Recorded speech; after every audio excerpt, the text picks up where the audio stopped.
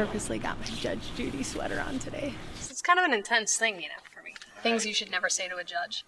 Oh, that's a tough one. Who would you have a cup of coffee with? I ask myself this all the time. I'm fascinated with business and leadership. I'm Kara Jorvig, and this is Coffee with Kara. Join us as we chat with big names in business and get to see a different side of their leadership and personalities. Who hasn't always wanted to drive a Zamboni? Today I'm here with U.S. Attorney Chris Myers. Chris, thanks for being here. You bet. Thanks for having me. So do you do a lot of interviews like this? Not a lot like this. Mostly press conference type interviews, so this is a different setting. Well, that's why I enjoy these conversations, because in my experience, when I have an opportunity like this to meet somebody that has a higher profile position or that has a certain level of leadership responsibility to the community or business or their team, you're often perceived as being serious, and that's part of the job. But there's a lighter side to you as well, which is why we're sitting here in the Shields Arena at the hockey rink, because you're also a hockey player and a hockey coach, and this is your comfort zone outside of the courtroom, right? Do you think people know or understand what it means to be the U.S. Attorney? Well, I think some people know, but some people may not understand exactly what we do in the U.S. Attorney's Office. So we prosecute federal criminal cases, so from child exploitation cases to drug trafficking cases, firearms, kidnappings, lots of cases from the four major reservations in North Dakota. You name it, we handle it on the prosecution side, and then we have a civil unit that handles defensive civil cases where somebody sues the federal government, but we also have affirmative civil cases where, for example, somebody trespasses on mineral rights. The United States might file suit to recover monetary damages. So our practice in the U.S. Attorney's Office is broad and diverse. But we're most known for prosecuting high-profile criminal cases. What's been the key, or some of the keys to your success? Well, the success goes really to not me, but the team of people that we work with. A lot of the awards are related to investigations that we've done, and the credit in those investigations really go to the law enforcement agencies that put in the long hours and the hard work building the cases and making, frankly, our job a lot of times pretty easy. And then we have a number of people in our office, support staff members and other assistant U.S. attorneys that pitch in to help. And so any awards that we have gotten really goes to the entire group of people that have worked on these cases. And anytime you see a recognition of our office or law enforcement agencies in general, really, law enforcement is a partnership at the federal, state, and local level. So anytime there's an individual that may seem like they've received the recognition, like we have on a number of occasions, it's really a team effort. And that's part of the fun of being in law enforcement, is those partnerships are strong and deep, especially here in North Dakota, and it's a great bond. Mm-hmm. How you are perceived as a leader, given the nature of your work. It's very serious work. We're having a very serious conversation right now, but how are you perceived by your team, by your peers, by the general public? That's a good question, because I'm not sure. I've heard different things from different people. Some see me as very serious, very intense. Some folks have said that I'm sometimes intimidating. I don't see myself that way. I just see myself as a regular guy trying to do a good job at running the office, and so a lot of times it depends on your perspective of how somebody might view a leader in the office, and again, I just try to do the best I can every day and try to have fun. So we're actually going to go down on the ice today and have an iced cup of coffee, and this is a decaf version because it's politically neutral, right? But the goal is to have a little bit of fun. I know that's why I'm passionate about having these conversations, is to get to know leaders a little bit differently, but to show that we're real people that like to laugh and have a good time too, a little bit, but you are serious. Yeah. And you are a little intimidating. But anyway, let's go down to the ice and continue the conversation. Okay.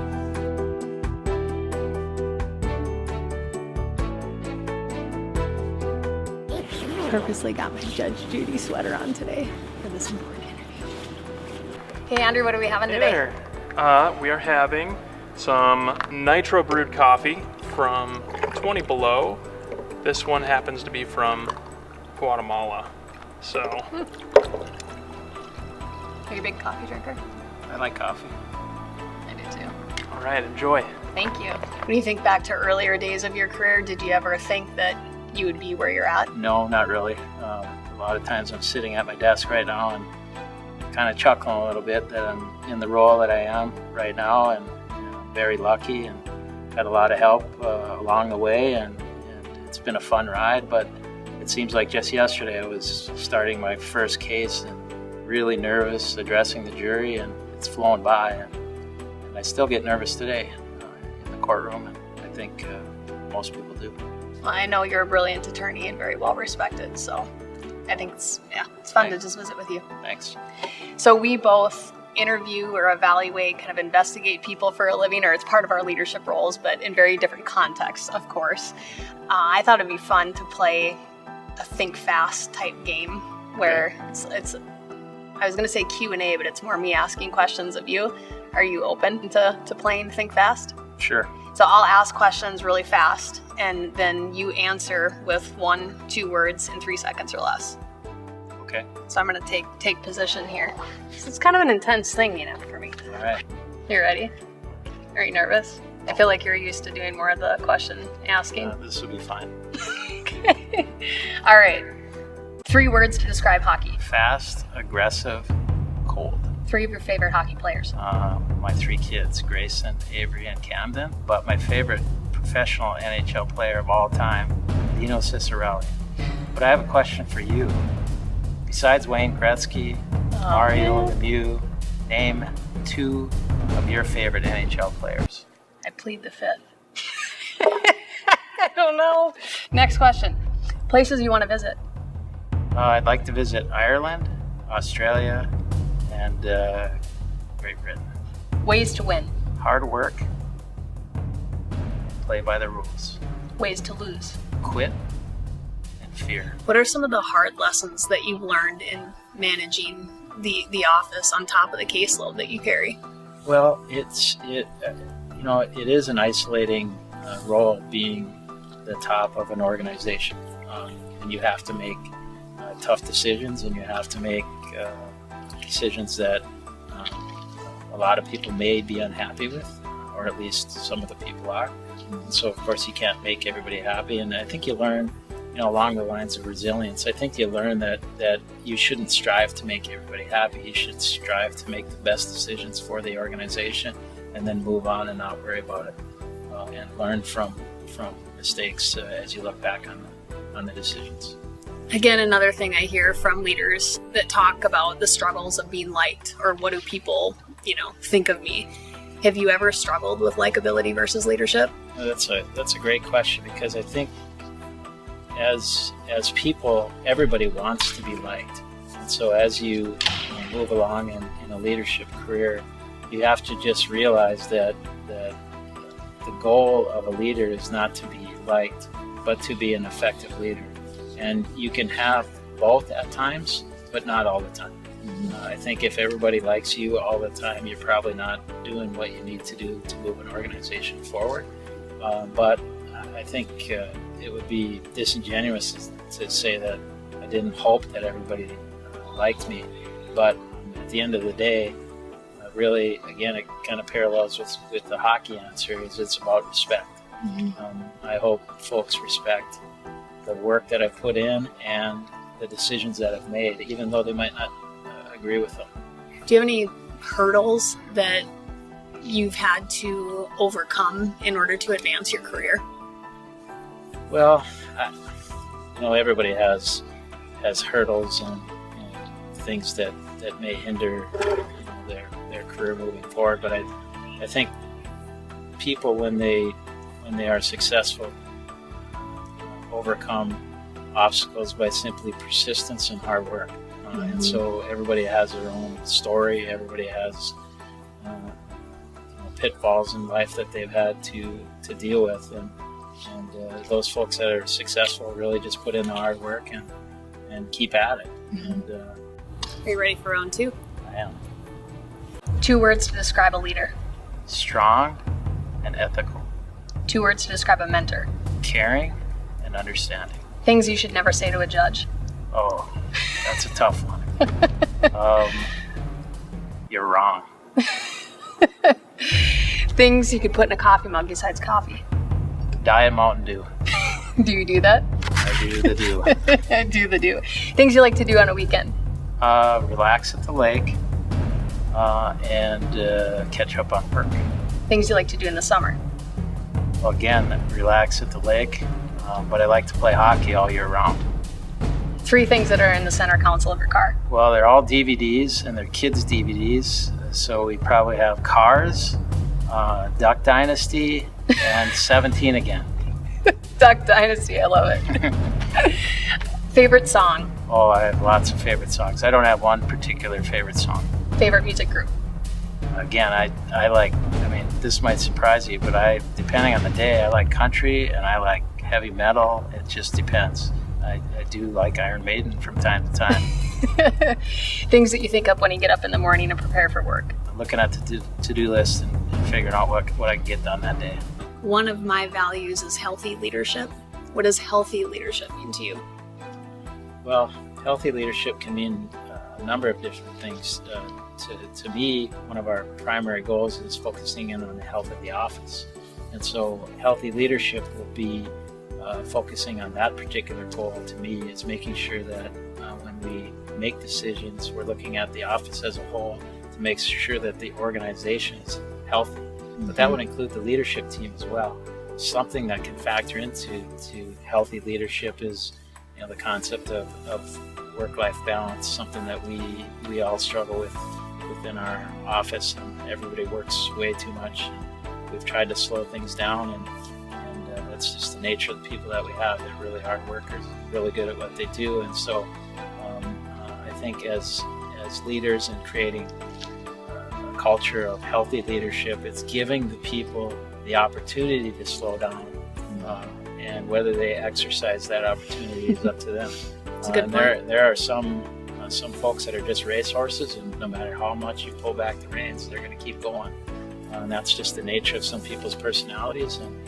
But giving them the opportunity to kind of slow things down, I think that's a good thing. Yeah. And just recognizing they can slow down is a benefit to the organization. The concept you talk about, healthy leadership. Do you have one more round in you? Yeah, I do. Favorite TV show? Oh, the old Miami Vice. Don Johnson? Don Johnson. Last thing that you spilled on your tie? Oh, that would have probably been spaghetti sauce. Things that are purple? Barney. Or the Vikings, but they stink. Okay, a couple more. You can edit that part. I'm a Vikes fan. Things that make a bad day better? Kids smiling. Things you do not like to do? That's a hard one. Things I don't like to do. I don't like to go out when it's 15 below. It feels like that right here. It's cold. It's cold. Let's see what you have on there. So, now I'm nervous. Name things that start with W. Water. Waste. What do you have in your junk drawer at home? Tape, scissors, tea lights, candles. Things you don't like to do. I don't like to play in the snow. Really? Who doesn't like to play in the snow? I don't like to be cold and we're sitting out here in the ice. To you, what's your favorite song? I'm like you. I love music, but I don't have a favorite song. Okay. That takes care of that list there. Have you figured out anything with me? Lots of issues. Yeah, it's such a unique career. I think that's what's most fascinating about it is not everybody does what you do. So do you think, that you can train yourself to be really good at what you do, or does your mind work in a certain way? Like when you talk about playing chess, or does your mind work or operate in a certain way, or can you train yourself for that? Boy, I think you can in any job or career you can learn different or better ways or more efficient ways to do the job. Mm-hmm. But I think people that are really good at what they do, there's something in them that just naturally clicks, and they can't explain why they're really good at that particular aspect, whether it's a professional athlete or somebody that does interviews or us when we investigate cases. I can't explain why our team is so very good at what we do. A lot of it is just hard work, to be honest with you. I think that is 90% of the game. So what advice would you have for leaders? Don't try to do everything yourself. Rely on folks within your organization to help you make decisions, help you lead the office, and with that, trust the folks that you work with to do their part and delegate what you can to them to help you run the organization. I think that's really important to rely on a team rather than an individual, and that's going to be the most effective. It doesn't matter what organization you're running, whether you're coaching a hockey team or you're running a Fortune 500 company. Relying on those that have the same mission and the same ethical values as you to run that organization, you're going to be more successful than if you try to do it alone. Yeah, I think that's great advice. Well, this was a lot of fun, and you are probably one of the most humble leaders that I have had the opportunity to visit with, and I always appreciate that about you, Chris. But you're also very funny and have a really fun side and nature to you as well. So this was a great opportunity, and I thank you for investing the time. Thank you. Thanks for watching Coffee with Kara. Join us next time. Check out Allegro Group, Spotlight Media Fargo Inc., J. Allen Paul Photography, Shields Arena, and of course 20 Below. Thanks for joining. See you next time. Bucket list check. I'm filling out an application here at the Shields Arena after this. I could do this on the weekends. Well, whether Chris stays or not, I'm riding that thing. So I'm just telling you, like, I don't care if anyone stays for that, but I'm taking a ride.